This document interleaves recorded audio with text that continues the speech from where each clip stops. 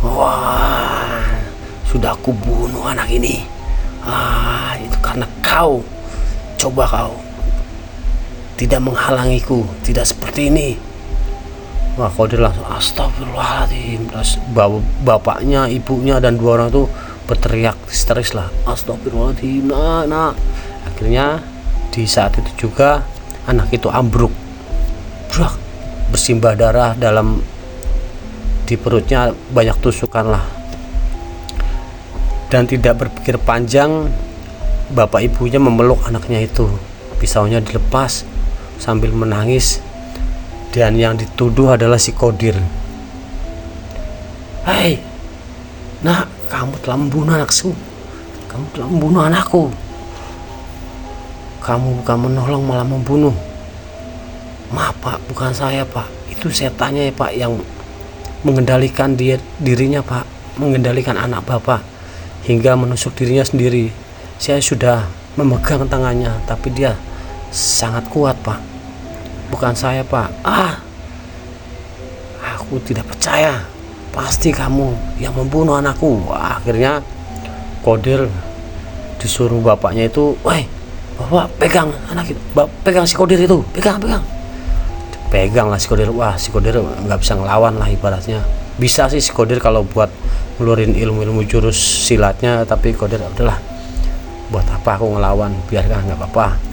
Akhirnya Kodir dipegang, diikat, dan dibawa ke pesantren. Rame-rame tuh sama warga banyak itu. Dari kejadian itu warga pada keluar semua itu. Ramai-ramai si Kodir dibawa ke pesantren sama warga sana. Pak Kiai keluar lah. Loh, ada apa ini pak? Bapak-bapak, ibu-ibu, kok murid saya diikat seperti ini? Pak Kiai, saya minta tanggung jawabnya. Ini si Kodir, murid bapak, sudah membunuh anakku. Astagfirullahaladzim, tidak mungkin pak, tidak mungkin. Kan murid saya cuma mau meruqyah, mengobati yang kesurupan anak bapak itu. Buktinya ini anak saya terbunuh pakai pisau. Waktu lagi berantem sama si Kodir ini, anak saya terbunuh dari tangannya si Kodir, pisaunya itu. Astagfirullahaladzim, tidak Pak Kiai, saya tidak seperti itu. Akhirnya saya nggak tahu, saya akan bawa ini ke polisi. Kalau tidak saya bakar anak murid bapak ini, si Kodir ini. Wah, Pak Kiai langsung bilang ke Kodir, Dir, muridku, anakku, ini ujian, kamu harus kuat, kamu sabar. Iya Pak Kiai, saya paham itu, saya akan tanggung jawab untuk semuanya. Walaupun saya tidak bersalah, ya mungkin saya anggap ini ujian dari Gusti Allah.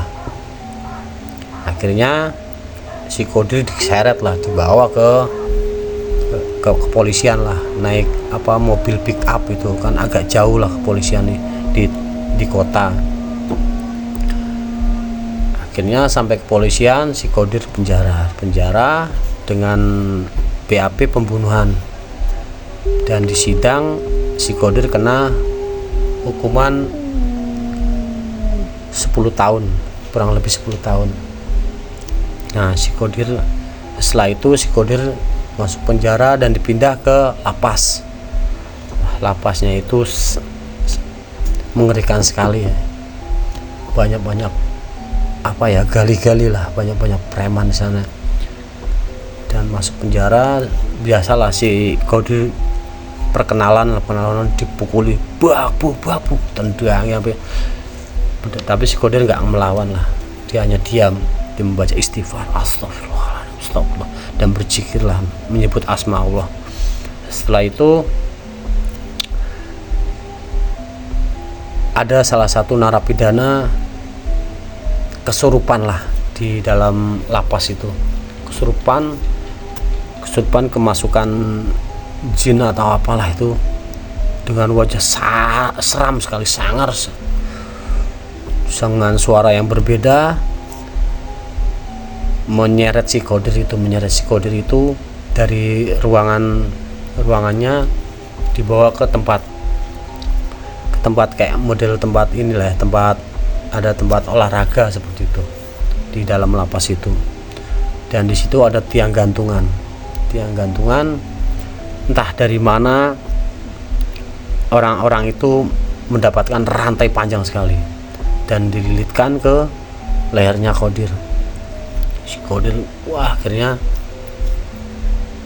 apa ya, nggak mau ngelawannya, nggak bisa, karena tadinya si Qadir itu kan lagi tidur kaget, langsung digeret seperti itu. Yang kesurupan ada 2 orang itu, yang pegang tangannya, kakinya, terus diseret, akhirnya digantung lah si Qadir itu di atas gantungan yang berantai itu. Wah, lehernya Qadir sakit banget itu. Mau nyebut Allah, masih bisa nyebut Allah. Akhirnya ya ada satu orang lapas itu, orang tua lah, dia baik sama si Qadir itu, dan berlari ke kepala lapas itu. Pak, tolong Pak, ada yang mau dibunuh Pak, ada yang bunuh. Siapa yang bunuh? Itu Pak, si Qadir Pak, lapas ini baru Pak, napi baru Pak, tolong Pak. Akhirnya berlari lah, hampir Qadir mati itu, kena cekekan rantai itu, digantung bergelantungan leher. Si Qadir sudah kuat, udah mau kejang-kejang, akhirnya ditendang lah yang narik rantai itu sama sipirnya, tendang, lepas lah rantai itu. Qadir jatuh, wah, sesak napas, astagfirullah. Akhirnya alhamdulillah si Qadir nggak jadi mati digantung seperti itu. Dan yang kesurupan itu menendang petugas itu, wah, sampai mental jauh, sampai pingsan. Dan yang